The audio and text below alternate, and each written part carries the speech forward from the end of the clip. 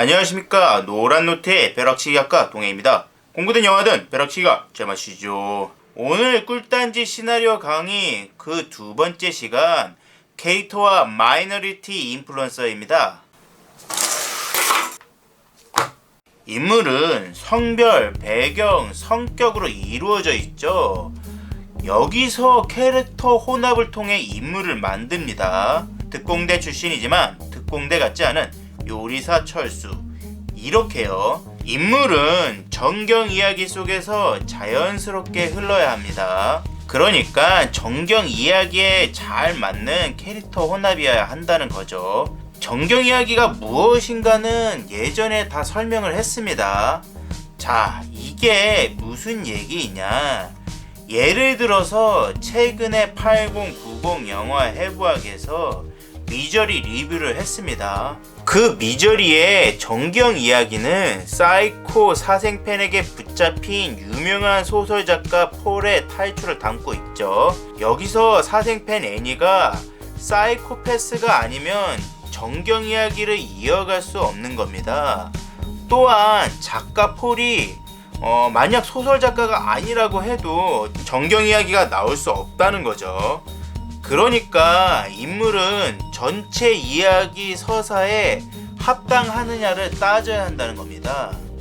우와, 내가 이런 캐릭터를 만들었어. 오, 기똥찬데? 그런데 이게 정경 이야기와 어울리지 않는다면 인물 혼합에 실패를 한 거죠. 만약 여러분이 지금 덱스터처럼 범죄자를 죽이고 다니는 연쇄살인마를 붙잡는 캐릭터를 만드는 중이라고 해보죠. 연쇄살인마를 잡는 캐릭터가 그동안 남자가 많았으니까 여자라고 하면 좋을 것 같아. 그리고 배경은 부패경찰로 하면 너무 식상하니까 뭐 다른 거 없을까? 그래, 왈가닥 여자 축구선수가 연쇄살인마를 잡는 거야. 오, 기발한데?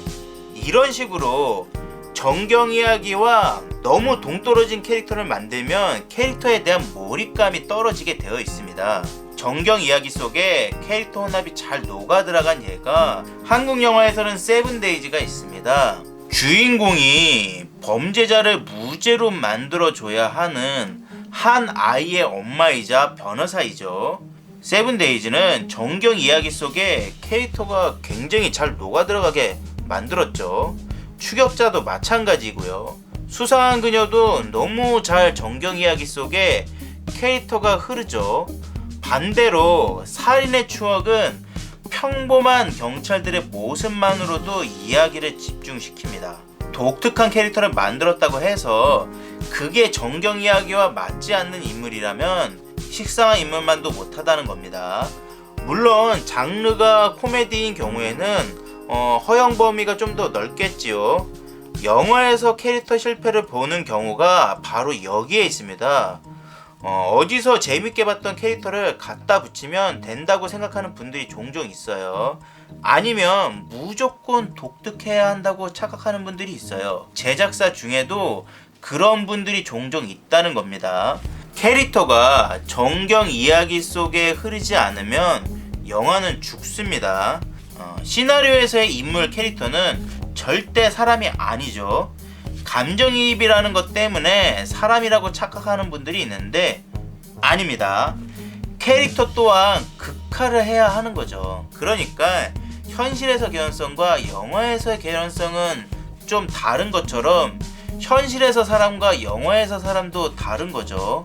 영화에서 우리가 캐릭터를 볼 때 감정이입을 하는 것은 실제 사람이기 때문에 감정이입을 하는 게 아니라 캐릭터를 극화했기 때문에 감정이입을 하는 겁니다. 영화는 볼록 렌즈와 같다고 볼 수 있어요. 한 부분만을 부각시키는 거지. 여기서 굉장히 중요한 얘기를 하겠습니다.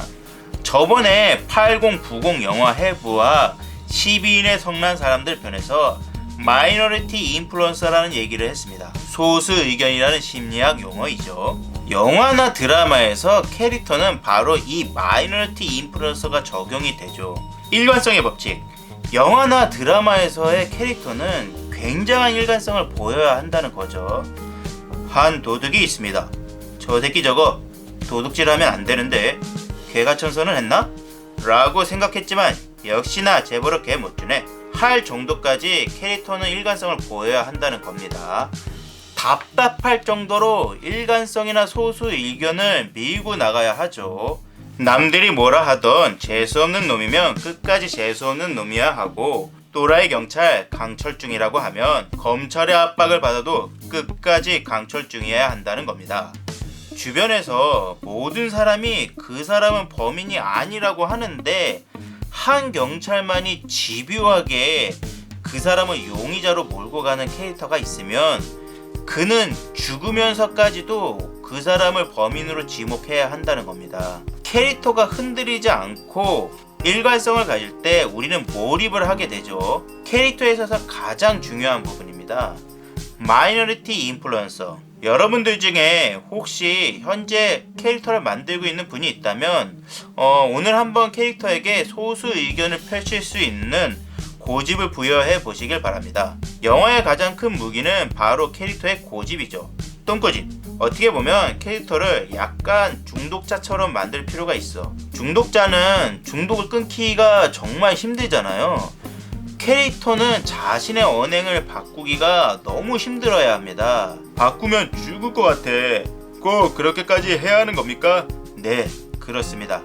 한번 컴퓨터 앞에 앉아 재밌는 캐릭터를 만들어 보시길 바랍니다. 오늘은 여기까지 하겠습니다. 아참, 여담으로 하나만 더 얘기하면 주인공 캐릭터의 나이와 성별은 나중에 가서 굉장히 중요합니다. 배우 스펙트럼 때문에 캐스팅을 할 수 있느냐 없느냐, 투자를 받을 수 있느냐 없느냐까지 영향을 미쳐요. 초고 쓸 때는 뭐 그런 것까지 고려할 필요는 없고 뭐 이렇게까지만 얘기할게요. 오늘은 여기까지 하죠. 오늘도 즐거운 하루 보내시길 바랍니다. 어이, 거기 누구 손가락질 있으면 구독 좀 눌러줘라. 갈 땐 가더라도 구독 정도는 괜찮잖아.